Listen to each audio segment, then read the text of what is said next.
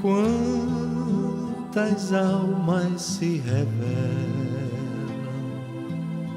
no caminho que se segue, quanta alegria em tantos lábios que pedem.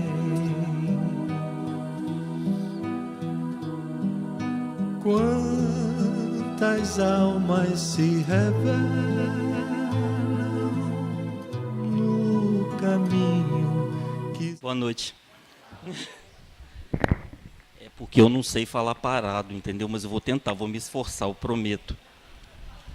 Não consigo falar parado, mas vou tentar, vou me esforçar. Queridos amigos, irmãos, é com muita alegria que a gente retorna a essa casa, rever amigos queridos, né? O Paulo falou ali, já se vão 10 anos, eu completo agora 10 anos da minha primeira vez aqui, nesta casa em Cabo Frio, e a gente traz o abraço fraterno do grupo Eurípides Barçanufo, de Juiz de Fora, e principalmente estar aqui para falar dele, Jesus, aquele que rompeu a nossa história e deixa até hoje o seu legado. Tanto é que ele faz a gente, nessa tarde e noite tão bonita, ensolarada, fazer com que a gente venha, com que a gente saia de casa e a gente se encontre aqui para ouvir a palavra do Mestre. Então eu sou muito grato a essa casa querida que me convida pelo menos uma vez por ano. É porque as outras vezes eu não aceito, porque eu não tenho tempo, mas é com muita alegria. E eu prometo que em 2018 eu vou estar mais vezes. A gente preparou hoje Jesus, Allan Kardec e a reencarnação. Vamos usar uma história chamada Receita da Felicidade, de Jesus no Lar, psicografia de Francisco Cândido Xavier, pelo espírito de Néio Lúcio. Vamos usar o capítulo 4 de O Evangelho segundo o Espiritismo, o capítulo 4 de O Livro dos Espíritos, da parte 2ª. Vamos usar O Cristão no Mundo Moderno, do espírito Paulo Vitor, pela mediunidade de Raul Teixeira, no livro intitulado Quem é o Cristo? E vamos utilizar essa bênção de informação que contém o livro Parábolas e Ensinos de Jesus, de Caibar Schubel, onde ele comenta todas as parábolas de Jesus. Ele vai explicando passo a passo as parábolas de Jesus. E vamos utilizar este artigo do Reformador, o Calvário do Cristo, para que a gente possa entender um pouquinho mais quem é este Cristo que veio trazer a mensagem libertadora para todos nós. Conta-se que há mais de 200 anos, em dia de primavera londrina, um jovem e notável artista de 22 anos, Dante Gabriel Rossetti, contratou um modelo que nunca tinha visto. Quando a jovem e bela Lucélia adentrou o estúdio, Rossetti foi tomado de encanto e amor por aquela jovem. Começou a sua obra. Cada pincelada, cada cor que ele colocava no quadro, aumentava o amor que ele sentia por aquela que ele nunca tinha visto. Ao terminar a obra, passado-se um mês, ele não aguentou e declarou o seu amor para a jovem e bela Lucélia. Ela, aproveitando aquele momento, disse que também o amara desde o primeiro momento que havia visto.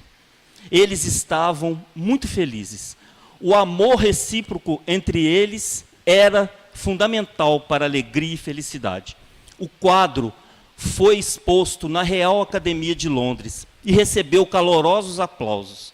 Críticos, pessoas que não conheciam de arte, ficavam admirados com aqueles traços, com a beleza, com a perfeição, com a sintonia das cores que aquele artista conseguiu reproduzir daquela jovem modelo. Ele então consegue vender a sua obra e torna-se um homem abastado financeiramente. E eles resolvem casar. Resolvem casar no verão, numa pequena igreja anglicana, afastado um pouco da cidade, cercado apenas de familiares, alguns familiares queridos e poucos amigos. Estavam irremediavelmente felizes. Mas, quando as primeiras flores outonais começaram a cair no chão da velha Londres, a jovem e bela Lucélia empalideceu e adoeceu. Foi chamado médico, foi feito um meticuloso exame e detectou-se que ela sofria de rara e fatal doença. E não deveria saber da sua condição, pois isso poderia antecipar a sua morte. Ele então foi tomado de um choque, mas o amor que ele sentia e nutria por aquela jovem esposa era tão grande que ele passou a dedicar-se dia e noite a cuidar da sua jovem esposa. Parecia, inclusive, que ela estava a recobrar as suas energias, mas a esperança era cortada nas visitas periódicas do médico, que determinava que o fim estava próximo. Foi quando uma noite ele velava a sua jovem esposa segurando a sua mão, que era já praticamente pele e osso. Ela muito branca, pálida na cama, dormia, quando de súbito ela acordou. Quando ela acordou, ela olhou para dentro dos olhos daquele que ela amava e disse: fui tua e voltarei a sê-lo. Ele tentou disfarçar o momento, mas ele percebeu que algo de muito grave estava por acontecer. E realmente, quando os primeiros raios solares adentraram o quarto, a jovem e bela Lucélia estava morta. Rossetti foi tomado de um horror, de um pavor tão grande pela vida, de uma descrença a Deus, de uma desesperança tão grande, que largou familiares, largou os seus dons artísticos, largou a sua vida e passou a vagar. Vagava sem rumo pelas cidades, por países, sem saber para onde ia e o que fazer. Um dia, encontrava-se ele numa cidade ao sul da Itália, quando começou a chover. Chovia muito forte e ele viu-se obrigado a entrar no primeiro edifício que estava aberto. E era o Museu Municipal da cidade. Ali estavam expostas obras de vários artistas, de vários séculos. E ele começou a olhar, lembrando da sua época de pintor, de artista. Foi quando ele se deparou com uma que lhe chamou especial atenção. O guarda que cuidava do local, percebendo que aquele homem, aquele estrangeiro, estava ali fixo naquela obra, aproximou-se, porque supôs ser um ladrão ou mesmo uma pessoa perturbada mentalmente que poderia danificar a obra. Mas o guarda também foi tomado de choque ao ver a obra. A obra intitulava-se Autorretrato, ou seja, o artista havia se pintado, datava do século XV, portanto havia mais de 500 anos, e era a cópia perfeita e exata de Rossetti. Parecia que ele estava a refletir-se no espelho. Aquele homem de cabelos negros, magros, barbas a fazer, estava ali retratado naquela obra, que datava mais de 500 anos. O guarda lembrou-se então que existia outra obra, em outro pavimento, do mesmo autor, da mesma data.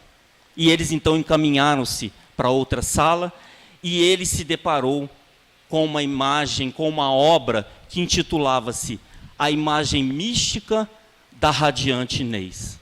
A Radiante Inês era a cópia perfeita e exata da jovem e bela Lucélia. Quando ele viu aquela obra, veio à sua mente a fala da jovem esposa: fui tua e voltarei a sê-lo. A partir daquele instante, ele passou a crer na reencarnação, entendeu os desígnios de Deus, sabia que havia vivido com aquela jovem esposa anos, séculos passados, voltou a encontrá-la e tinha plena certeza de que agora novos encontros seriam feitos entre eles. Retomou seus dons artísticos, a sua vida, e a partir daquele momento, nós temos registrado nos livros da história da humanidade, no século XVIII, início do século XIX, um dos maiores artistas que se tornou também um dos maiores poetas que a humanidade já conheceu.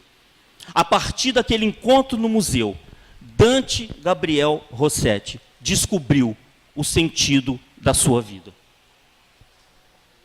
E nós, espíritas, que estudamos a base da reencarnação, que compreendemos o ir e vir, que temos conhecimento através dessa doutrina libertadora que resgata Jesus e traz o Mestre na sua pureza, como nós estamos acreditando nas nossas vidas, nas nossas reencarnações?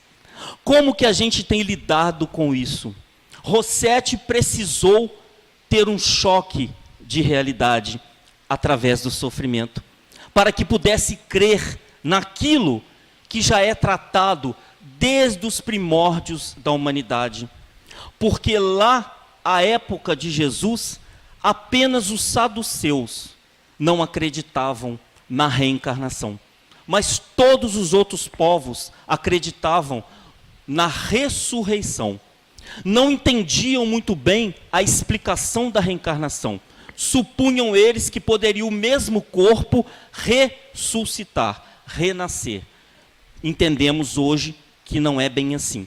E uma dessas figuras emblemáticas do Evangelho, um homem bom, que tinha uma característica boa, ele era uma pessoa boa, honesta, conhecedor, seguia as normas políticas e religiosas da época. Quando ouviu falar de Jesus, resolveu conhecê-lo. Mas a vaidade, o orgulho, talvez o medo, que nós também temos, vez ou outra, fez com que ele encontrasse com Jesus à noite, para que os seus companheiros não vissem esse encontro. E era Nicodemos. Nicodemos pergunta a Jesus: que fazer para ganhar o reino dos céus? Porque eu te reconheço como sendo o Filho de Deus. Eu te reconheço pelos milagres que tu fazes. Somente o Filho do Homem pode fazer o que tu faz. Percebe-se que ele é um homem bom, um homem do bem, porque ele reconheceu em Jesus a potencialidade do Filho do Homem. Apenas um pequeno parênteses e uma pergunta que não precisa de resposta. Quem de nós que consegue plenamente reconhecer Jesus? Muitos de nós falamos sobre Jesus, muitos de nós estudamos sobre Jesus, mas muitos de nós negamos Jesus, como a música que foi tocada pelo trio maravilhoso, que quase me levou às lágrimas, Pedro, tu me amas? Que Pedro nega o Mestre por 3 vezes. E quantos de nós não nos deixamos nos envolver com as coisas do dia a dia e nos perdemos ao amor sincero, verdadeiro do Cristo, não o reconhecendo. E Nicodemos então reconhece o Mestre, reconhece Jesus, e Jesus diz: é necessário que nasça da água e do Espírito para que ganhes o reino dos céus. Nosso corpo material é feito de água. A maioria, praticamente tudo o que sobrevive no planeta Terra é feito de água. Então era necessário renascer em um novo corpo para que pudesse compreender, entender e chegar ao reino dos céus. E é isso que nós estamos fazendo aqui. Muitas vezes, muitos de nós nos equivocamos e esquecemos o objetivo de onde viemos, o que estamos fazendo aqui e para onde nos dirigiremos. A gente começa às vezes a pensar para onde a gente vai quando a gente vira aquela chave dos 50. Não é o meu caso. Quando a gente vira a chave dos 50, aí a gente começa a pensar. Não sei por que estão rindo. Já recebi vários elogios aqui, diz que o tempo não passa para mim. E diz que é água fluidificada. Então vamos tomar água fluidificada. A água fluidificada deixa o cabelo pretinho. Então nós temos que compreender qual é o nosso papel aqui. O que nós estamos fazendo? É necessário que nós aproveitemos esse momento reencarnatório que a gente está vivendo. E a gente não se perca com as coisas do mundo, que são muito importantes, porém, não são essenciais para o nosso crescimento espiritual. É necessário nós despertarmos a nossa mente, deixarmos a infância espiritual, porque já passamos da infância espiritual, e atingirmos a maturidade espiritual, deixarmos de fazer perguntas infantis. Por que eu sofro? Visite o seu passado. Por que meus entes queridos morreram? Porque todos nós nascemos e retornamos à verdadeira vida. Então nós precisamos começar a refletir sobre o nosso papel como espíritas na atualidade, como cristãos na atualidade, que hoje é muito mais fácil do que a época deles, porque a época deles nós tínhamos que dar a vida em nome do Cristo. Tínhamos que morrer nas fogueiras, crucificados, comidos pelas feras. Hoje não. Hoje a luta são com os nossos monstros. É a luta da reforma interior. E a reforma interior ela é muito interessante, porque ela requer uma luta interna muito árdua, todos os dias, todas as horas, de pensamento e de ação. Um grupo de jovens procurou um sábio. O sábio já era idoso, porque todo sábio é idoso, e eles então queriam saber como que ele havia se tornado sábio. E esse grupo de jovens então ouviu da boca daquele senhor, daquele ancião: tornei-me um sábio observando um cachorro. Aquele grupo, que era relativamente grande, alguns debocharam, riram, outros foram embora, outros ficaram com interrogação e também saíram, mas um grupo muito seleto, muito pequeno, ficou para ouvir o que aquele jovem, velho, ancião, tinha a dizer sobre observar o cachorro. E ele conta que estava ele um dia sentado, refletindo e meditando, coisa que a gente faz todos os dias. Ele estava refletindo e meditando, sentado numa árvore, à beira de um lago, quando ele viu aproximar-se um cachorro. E o cachorro demonstrava estar com muita sede. O cachorro veio se aproximando, debruçou-se na beira do lago. Quando ele foi tomar água, ele rosnou. A sombra também rosnou. E ele se pôs a correr. Passado algum tempo, o cachorro retornou. Parecia que a sede havia piorado. E ele então faz a mesma cena, debruça-se à beira do lago.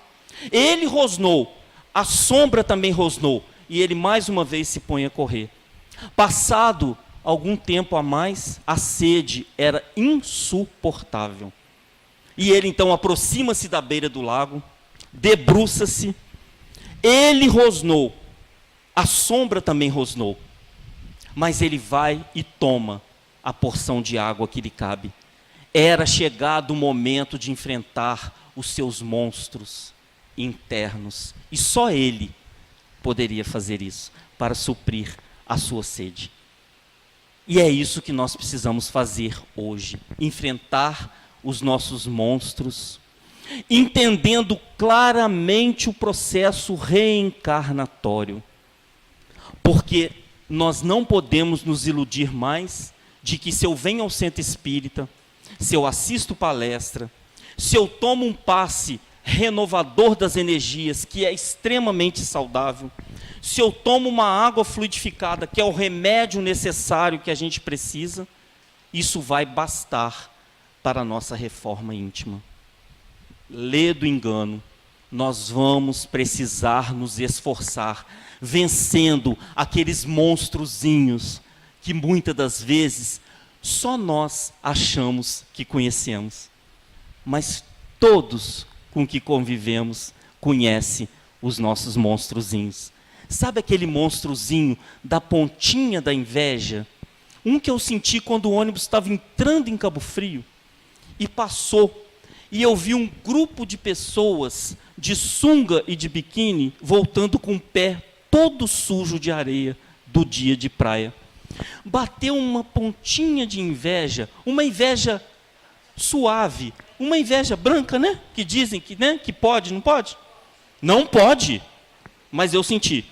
Aquela pontinha de inveja que eu disse assim, meu Deus, saí do Rio de Janeiro 1h30, um ônibus lotado, um calor dos deuses de baixo, não é dos deuses de cima não, dos deuses de baixo, e eles voltando da praia felizes, rindo, e eu aqui. Que inveja boa.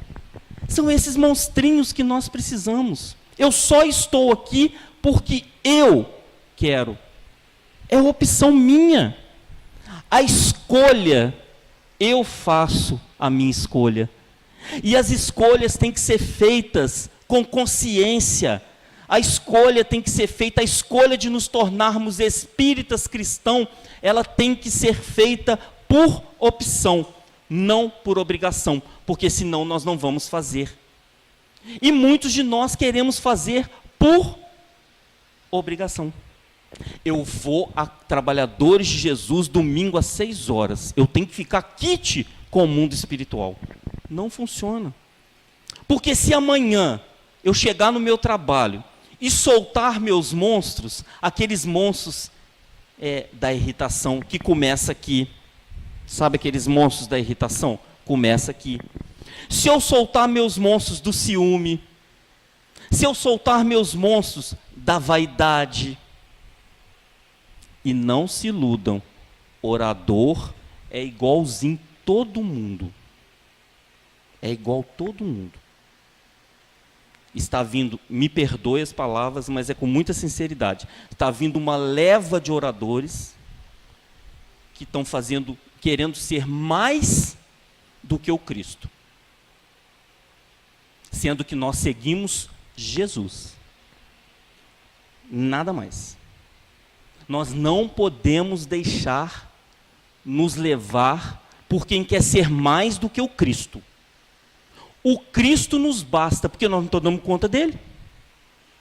Nós não estamos dando conta dele. Vou fazer a minha pergunta, porque eu vou fazer até desencarnar. E depois que eu desencarnar, eu incorporo em alguém e faço também. Quem disse eu te amo hoje? Eu escutei só um. Viu como é que está piorando? Da última vez que eu vim aqui, mais de 30 pessoas. Agora só 5. Está piorando. Quem disse eu te amo hoje aqui fora porque eu não vi? Ah, ali fora está melhor do que aqui. Ó. Não sei se é competição. Ó. Aí eu faço essa pergunta sempre em todos os lugares que eu vou. E aí eu perguntei no centro, uma senhora levantou o dedo muito caridosa, um carinho comigo, assim, um amor fraterno comigo, e diz assim, você faz essa pergunta sempre, né? Olha que carinho, né? Eu falei, faço, senhora, eu faço sempre. A senhora disse eu te amo com alguém hoje? Não. Então eu vou continuar falando enquanto a senhora não disser. Mas eu te amo, mesmo assim. É fundamental, a gente não está dando conta de amar o Cristo. Aí a gente quer idolatrar pessoas que estão no mesmo patamar que nós, porque senão não estariam na terra. Nós estamos falando de Jesus Cristo, que foi chamado por Deus para governar o planeta Terra há mais de bilhões de anos. Então, há mais de bilhões de anos, ele já era, antes de nós sermos. Ele já era. Se há mais de bilhões de anos ele já era e já podia ser o governador da Terra, imagina agora a distância que está. Mas mesmo assim, ele está de braços abertos nos esperando. Nossa embarcação não está à deriva, por mais que queiram dizer. Nossa embarcação não está na mão de um desconhecido, está na mão de um que nos ama e não vai sossegar enquanto uma de suas ovelhas estiver perdida. E infelizmente não tem uma ovelha perdida, tem um bandaréu de ovelhas perdidas. Então nós precisamos acordar para isso, nós precisamos amadurecer. Eu assisti uma palestra há pouco tempo, e eu confesso para os irmãos que eu fiquei assim, num misto de choque com decepção e tristeza. Porque o orador começou assim, bom, eu até ontem não sabia o que eu ia falar. Então eu já achei assim, muito interessante, porque eu tenho que estudar muito para chegar até aqui. Eu não sabia o que eu iria falar. E aí eu mentalizei, o meu amigo espiritual veio e ditou a palestra para mim. Começou assim. E quando terminou, que ele disse o assim seja, eu disse assim, eu comigo mesmo, porque eu não tive coragem de dizer para ele. O seu amigo é um espírito de porco. Porque o que falou de bobagem, e eu fiquei imaginando, por isso que me deu a tristeza. Eu falei, meu Deus, eu não sou médium, eu não sei quem é meu anjo guardião, não sei o nome dele, ele não se aproxima de mim e eu sinto, ele se aproxima, mas eu não sinto, porque eu não tenho sensibilidade para sentir, como é que eu faço? Aí eu tenho que estudar mesmo? Isso é privilégio. É privilégio que está errado. E Deus não tem privilégio. Ele trata todos da mesma forma. E cada um vai ter aquilo que se esforça para ter. É essa maturidade que vai fazer com que a gente entenda a nossa reencarnação. O porquê de estarmos aqui. Alguém assistiu Ana Maria Braga essa semana? E viram um menino de 6 anos, com conhecimento científico da ciência do corpo, que tão somente conforme o senhor Allan Kardec pergunta no capítulo 4 de O Livro dos Espíritos, qual é a importância da reencarnação? Adquirir o conhecimento e a maturidade espiritual. É a oportunidade que Deus nos dá para que a gente tenha a capacidade de melhorar. O menino de 6 anos tem um conhecimento que ele traz lá de outras vidas. Estou terminando de ler um livro agora, dessa grossura, ganhei de presente de uma amiga muito querida, Isabel, a rainha médium, do século XIII. Isabel, a rainha médium, desde os 6 anos ela tinha contato com o mundo espiritual. E foi rainha de Portugal, jovem, e tentou mudar, tentou fazer o melhor que ela podia fazer com os conhecimentos que ela trazia das outras vidas. E é esse o nosso papel. É o sofrer com dignidade, mas também com qualidade, com consciência, para a gente realmente se reformar, para a gente entender o nosso papel aqui, o que nós precisamos fazer realmente, e a importância que nós temos no movimento da transformação do planeta que o planeta está passando, que é de provas e expiações para a regeneração, e que não vai ser num passe de mágica, vai ser o esforço íntimo de cada um. Esse esforço íntimo de cada um depende da nossa ação, não depende da ação do outro. Eu tenho que agir melhor para comigo e para com o meu próximo. Eu tenho que agir melhor. Mas nós fazemos o contrário. A gente quer que o outro tenha uma atitude que a gente não consegue ter. Poxa, ele podia ter sido mais caridoso comigo. Poxa, ele podia ter sido mais compreensivo comigo. Poxa, ele podia ter me ouvido mais. A gente está carente de ouvir. A gente está carente de abraçar. Agora a moda é mandar meus sentimentos pelo desencarne de alguém pelo zap. Olha o mundo que a gente está vivendo. Na minha época, que nem faz tanto tempo, a gente ia ao velório para dar os sentimentos à família, para dar os nossos préstimos à família, e ainda para orarmos por aquele que está deixando o mundo material e adentrando ao mundo espiritual. Agora a gente faz pelo zap. Desejo meus sentimentos. Quantas mensagens de Natal, de Feliz Ano Novo, que eu recebi. E é uma coisa tão interessante que a pessoa manda mensagem para a gente, manda para o grupo de 1000 pessoas, aí uma pessoa pega a mensagem, repete, quando você vê, você recebeu a mensagem 30 vezes, a mesma mensagem. E quando você vê, você mesmo está passando a mensagem para a pessoa que te mandou, aí você está repetindo a mensagem. E a gente não pega o telefone, pelo menos para ligar. Usa os créditos que a gente acumulou em 2017, que a gente não usou, porque Zap não paga, a gente está ligando agora até para o Zap. Usa um pouquinho do crédito. Eu recebi 4 ligações. 4 de Feliz Ano Novo. Pelo menos recebi 4. Quantas que eu fiz? Não vou dizer. Mas recebi 4. Olha que bacana, me senti tão feliz, porque o ano passado eu não recebi nenhuma. Então vamos passar a agir, nós somos movidos à emoção. Nós não somos movidos à tecnologia. Ela é fantástica, ela é muito boa. Imagina se não tivesse inventado um negócio desse. Eu estaria aqui desfalecendo agora, de calor.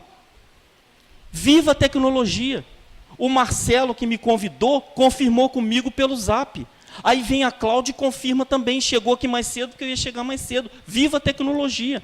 Mas isso não pode substituir o nosso contato. É por isso que nós estamos aqui. Para nos abraçar, para nos amar. Mas não é só dentro da casa espírita. É na vida. Tadeu, um dos discípulos mais inflamados de Jesus, ele comentava as coisas com muita euforia. Estava certa feita na casa de Simão Pedro, como era hábito de Jesus reunir os seus discípulos à casa de Simão Pedro e algumas poucas pessoas, quando ele estava falando com muita euforia sobre as dificuldades da vida. Reclamou sobre os políticos, parecia que era hoje. Reclamou sobre os políticos, reclamou sobre seus parentes, reclamou sobre os amigos. Eu acho que Tadeu estava vislumbrando que em 2018 a gente ia fazer isso. E ele então falava com muita euforia.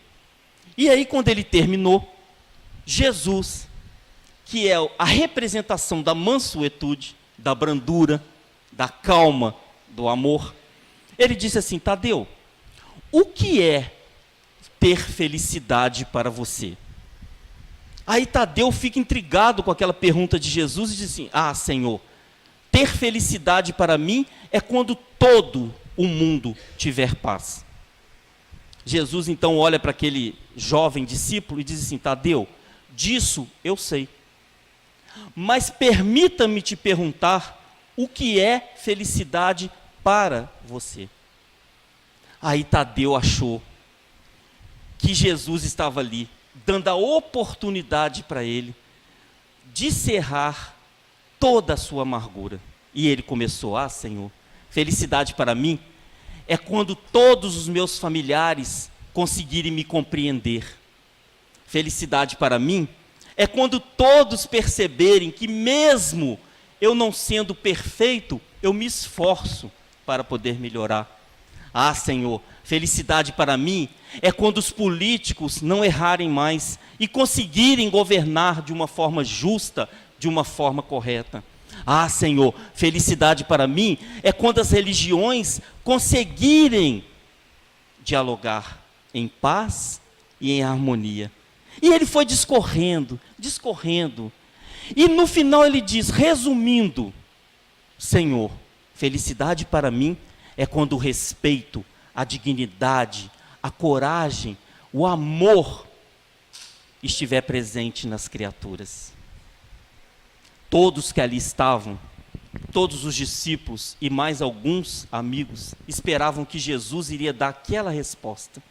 E o mestre, olhando para aqueles que ali estavam, responde: Tadeu, se tu queres a verdadeira alegria, a verdadeira felicidade, faça aos outros o que gostaria que os outros vos fizessem. Tadeu, se tu queres a verdadeira alegria, a verdadeira felicidade, faça aos outros o que gostaria que os outros vos fizessem. Agindo assim, muito em breve, o mundo irá se transformar. Como é simples.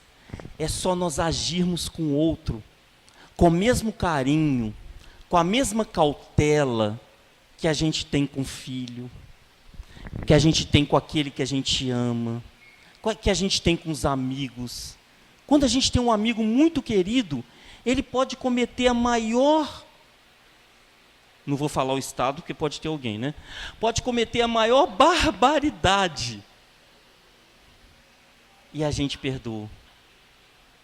A gente leva em consideração: ah, mas ele se equivocou. Todos têm o direito de equivocar. Então é necessário que a gente tenha compaixão com os outros e conosco, porque a gente também vai errar. Quem nunca cometeu um equívoco? 2, 10, vários. daqui, às vezes, alguém nos fecha no trânsito. E a gente esquece tudo que falou. A gente esquece tudo que ouviu. O nosso passe vai pelo ralo. Porque chega ali, o outro nos fecha. A gente já logo sabia, turista, é de fora, olha a placa. Vem aqui na cidade para perturbar a gente. E eu já falei isso quando eu morava aqui. Hoje eu não falo, porque hoje eu sou turista de novo, né? Então eu fico quietinho. É assim que a gente faz. Aí a gente perde tudo. A gente esquece de ter compaixão com as coisas. E estamos passando para um mundo de regeneração. Se não entendermos o processo reencarnatório, não vamos estar no mundo de regeneração. Porque regenerado é aquele que se predispõe ao bem. Se eu não me predispor ao bem, eu vou continuar ainda na mesma sintonia e vibração de provas e expiações. Eu preciso me predispor ao bem. E não é fácil, meus amigos, predispor ao bem. Predispor ao bem, a gente tem que se revestir de uma força interior que só a doutrina espírita consegue nos dar. Quando ela nos explica por que uma pessoa que nos perturba desde o dia que nós conhecemos e se mantém ao nosso lado. E aí a gente pergunta, meu Deus, por que essa pessoa se... Tem gente rindo, não vou nem olhar para vocês não perceberem. Por que essa pessoa está do meu lado? Porque, certamente, lá na outra, ou nas outras, quem era o perturbador era você. Outro dia eu fui procurado por uma pessoa, e a pessoa disse assim, nossa, eu não suporto minha mãe. Meu pai é insuportável. Meus irmãos, eu tenho certeza que não são meus irmãos, porque todos me perturbam. Ah, mas a minha avó não é possível. Isso não é uma avó, isso é uma megera. E aí foi discorrendo da família inteira. Aí quando ele terminou, eu disse assim, você já se analisou? Não, ainda não. Falei, pois eu acho que o problema é você, não é a sua família. Porque não pode uma família toda ser errada e uma pessoa ser certa. Pode? Não responde. Reflita. Vai que a gente está nessa, né? Então vamos refletir. A gente tem que ter bom senso, a gente tem que ter maturidade para entender essa doutrina libertadora. É a única doutrina que nos faz pensar, refletir, nos convida para perguntar, questionar e dizer: façamos assim ou façamos assim. É a liberdade de escolha. Essa liberdade de escolha é nossa, só nós podemos fazer. E se nós não avançarmos nisso, nós vamos estar dando voltas e reencarnando, sofrendo e sofrendo, e não vamos sair do lugar. Nós precisamos tirar um pouquinho dessa questão da mágoa, do melindre, das angústias. Como é, eu estava conversando com o Márcio, como é simples a gente dirigir uma casa espírita, né, Lalinha? Como é simples, não tem confusão nenhuma, todo mundo concorda com tudo, é uma simplicidade, vocês não têm noção, a simplicidade, porque a gente é revestido disso. Como a gente anda desconfiado das pessoas, a gente anda numa desconfiança tão grande que a gente não consegue ser a gente. Me permita uma rápida história, eu fui no mercado há pouco mais de 2 meses, e eu gosto de falar muito, nem parece, né? Eu gosto de falar muito. E eu cheguei no caixa para pagar, eu tinha a única filha de Deus e última nota de 100. E estava novinha a nota. Eu estava com tanto medo de usar para acabar, que eu guardei ela com tanto afinco, né? E na hora de pagar eu falei, vou usar minha nota. Dei a nota e disse assim para a moça do caixa, moça, acabei de fazer agora, está novinha. Meus irmãos, para encurtar a história, eu fui parar na cabine do segurança. Para encurtar a história. Porque ela pegava a nota, ela fazia assim. Ela olhava para a minha cara. Eu disse assim, moça, eu estou brincando. A senhora acha que eu tenho cara de fazer nota? Não, mas você tem cara de terrorista. Eu falei, meu Deus do céu. Piorou a minha situação. Piorou. O que eu faço? Meu Deus, eu estou brincando, isso é uma brincadeira. Eu não tenho nem máquina para fazer. Eu comecei a me justificar. E cada vez que eu me justificava, parecia que eu estava piorando a situação. Aí teve uma hora na cabine do segurança que eu disse, me dá minha nota, que eu vou pagar com cartão. Não, agora nós temos que investigar. Eu falei, pronto. Vou passar a noite na delegacia para provar que eu não produzi essa nota. Olha a desconfiança que nós estamos. Olha como, e nós desconfiamos de tudo. Eu estou falando da minha casa, tá? Nós trancamos os armários no centro espírita. A gente tranca para ninguém roubar. A gente tranca. Sendo que a gente tem o conhecimento que em todo lugar nós temos companhia.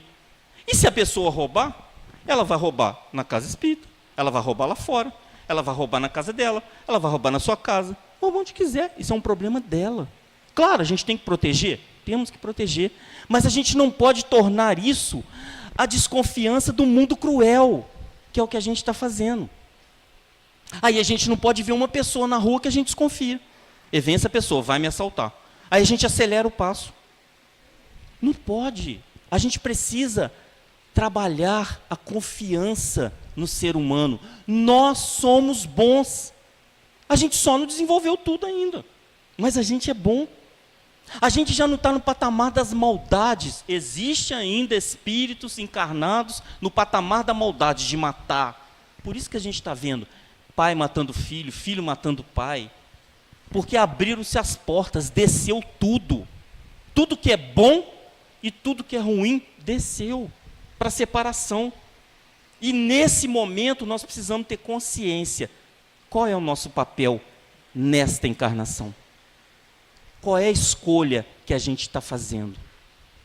Porque a partir do momento da escolha que eu fizer, vai determinar o resultado da minha encarnação.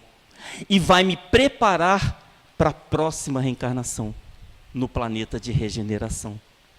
É esse fluxo que nós precisamos entender, porque quando desencarnarmos, vai ser perguntado para nós: que fizestes da tua vida? Não é nenhum juiz que vai perguntar, é apenas a nossa consciência. E nós espíritas, que temos o conhecimento da vida após a morte, acreditamos na vida após a morte, sabemos que eles estão lá velando por nós, sabemos que quando perdermos o nosso corpo físico, nós não vamos perder a nossa individualidade. Nós acreditamos nisso, estudamos isso, confiamos nisso.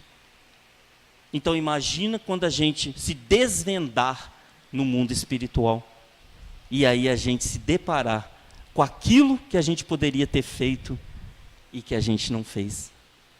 Então é preciso a gente fazer as escolhas corretas para este momento grave, muito grave, mas único no nosso planeta. Ele é tão grave que ele nos leva à reflexão diária, contínua e, mais interessante do que isso, ele nos faz agir, cada um a seu modo e nós juntos na coletividade, porque nós não vamos sair dessa sozinhos. Nós precisamos uns dos outros para que a gente sobreviva e sobreviva dignamente. Nós precisamos. Então precisamos fazer as escolhas que vão determinar o que vai acontecer conosco. A noite fria representava o coração daquelas pessoas que lá estavam. Ele havia passado pelas mãos dos religiosos, que não conseguiram achar nenhum motivo para que condenasse aquele homem. Aquele homem que só veio pregar o amor, só deixou como legado o amor, apenas fez o bem. Aquele homem estava sendo levado agora para ser julgado pelo poder civil. O poder civil agora iria decidir o que fazer com Jesus de Nazaré, o Cristo de Deus. E ele é apresentado a Pôncio Pilatos, que estava ali representando o poder civil. Pilatos olhava aquele homem e não encontrava nenhum motivo para condená-lo, mas resolveu criar um diálogo embaraçador com Cristo para tentar achar alguma coisa que ele pudesse titubear, e aí ele seria condenado. Cada pergunta que ele fazia para Jesus, ou Jesus respondia de forma muito suave, ou ele silenciava. Ele era a representação do Filho de Deus. Ele não tinha o que temer, não exigia nada, não pedia nada, não queria nada. E Pôncio Pilatos sabia que ele era inocente. E ele continua nesse jogo de palavras, até que ele oferece à multidão o ladrão, Barrabás.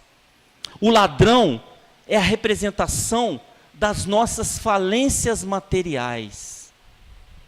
Ele é a representação da covardia, do medo, de tudo aquilo que representa a nossa mais pueril situação primitiva. Jesus era a representação oposta. Jesus era a representação do amor. E no ápice daquela escolha, entre Barrabás ou Jesus, entre o ladrão que iria modificar as coisas materiais, ou entre aquele que apenas trouxe a verdade, iria trazer a modificação da alma, a população que lá estava escolhe manter Barrabás e condenar Jesus.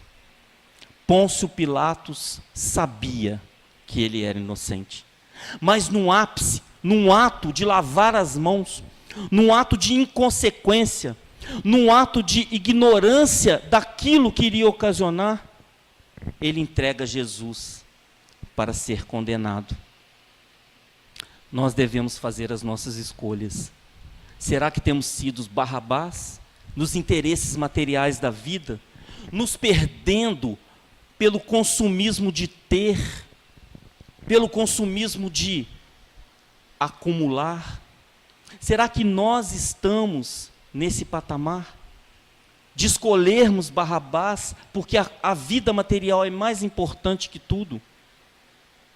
Estava me arrumando para vir para cá, só um pequeno parênteses, e liguei a televisão, e quando eu vi um programa chamado Desengaveta, e a moça, ela vai na casa das pessoas e vai tirando as roupas que a pessoa quer dar, e depois doa para uma instituição de caridade, vende e doa para uma instituição de caridade. Tudo bem.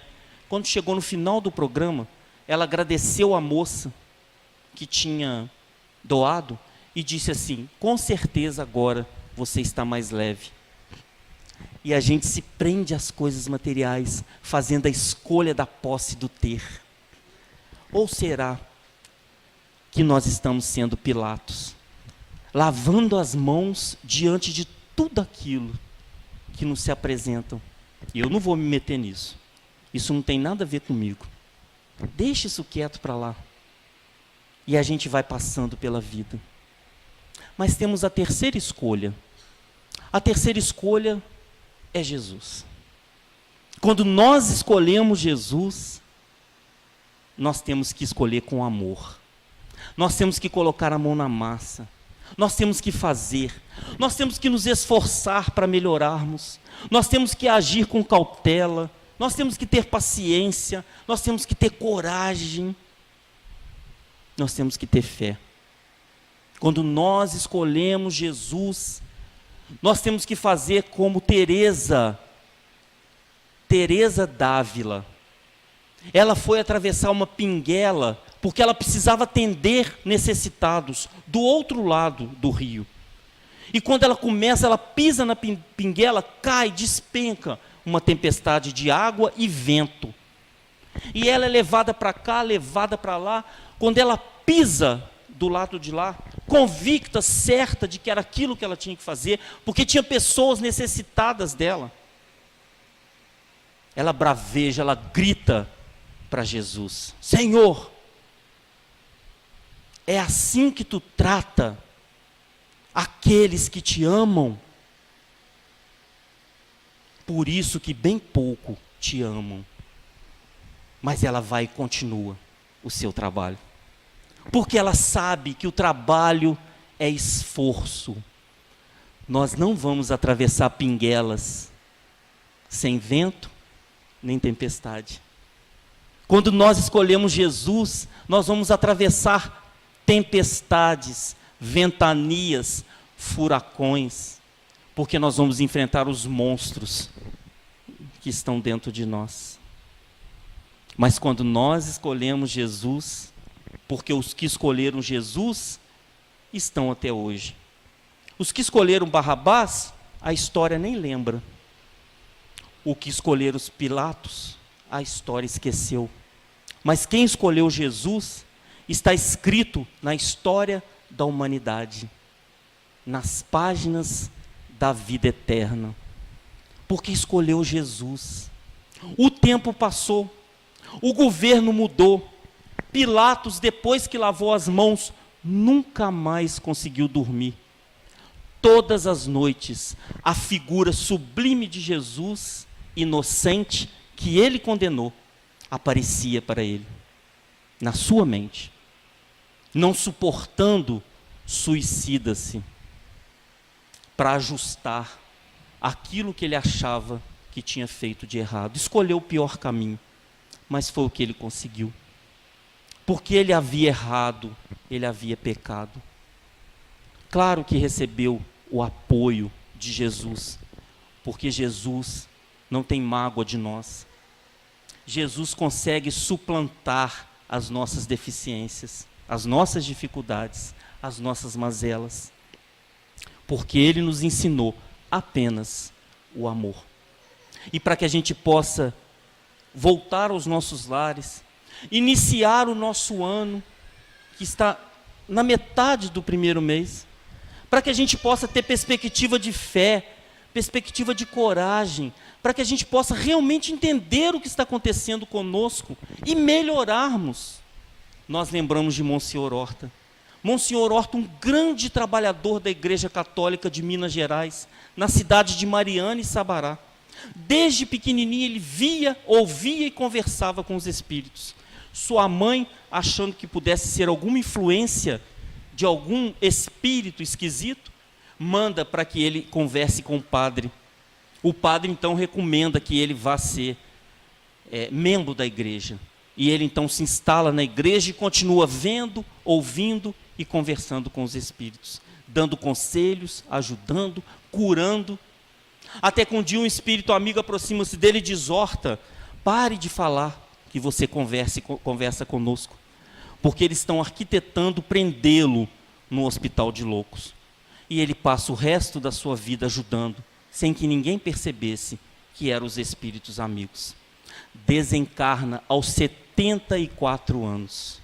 Quando ele se depara, ele vê que está numa sala muito iluminada, e uma voz aproxima-se dele e diz: Horta, tu que pregastes todo o bem e a caridade quando esteve na terra, vai abandonar aquele que te serviu como instrumento de auxílio? Vai lá e agradeça ao corpo que te serviu 74 anos. E ele tem a sensação de ser puxado novamente e se depara, nas palavras dele, com uma das cenas mais lindas que ele já tinha visto.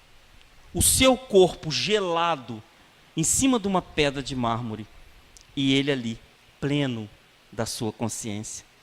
Ele ali, sabedor de tudo que estava acontecendo com ele. E ele então agradece ao corpo querido. E tem novamente a sensação de ser levado, porque ele tem uma vontade muito grande de conversar com Deus. E essa vontade era tão sincera que ele é levado para uma sala muito iluminada. E ele então: Senhor Deus, por piedade, por misericórdia, diga-me, qual foi a melhor religião que existe na terra? Será que foi a religião católica que eu fazia parte nesses meus 74 anos? E ele olhou o sol, achando que o sol fosse responder através de Deus, ou melhor, que Deus fosse responder através do sol. E para sua tristeza, o sol se apagou. Ele então perguntou, olhando para a lua e uma guirlanda de estrelas: Senhor Deus, será que a melhor religião na terra é a protestante e todas as suas ramificações? E para sua tristeza, a lua e uma guirlanda de estrelas e todas as estrelas se apagaram. Ele então falou: Senhor, será que a verdadeira religião está nos escritos do Alcorão, que tão bem trazem e fazem para a humanidade? E ele olhou o planeta Terra, pensando que Deus fosse lhe responder. através do planeta Terra. Para sua tristeza, não só a Terra, todos os planetas do sistema se apagaram. E ele foi falando todas as filosofias, todas as religiões existentes na Terra no final do século XVIII. Quando ele olhou, até a sala que ele se encontrava estava em volta à negritude da escuridão. E ele percebeu que ele estava colado ao lodo da terra. E ele então lembrou-se de Jesus.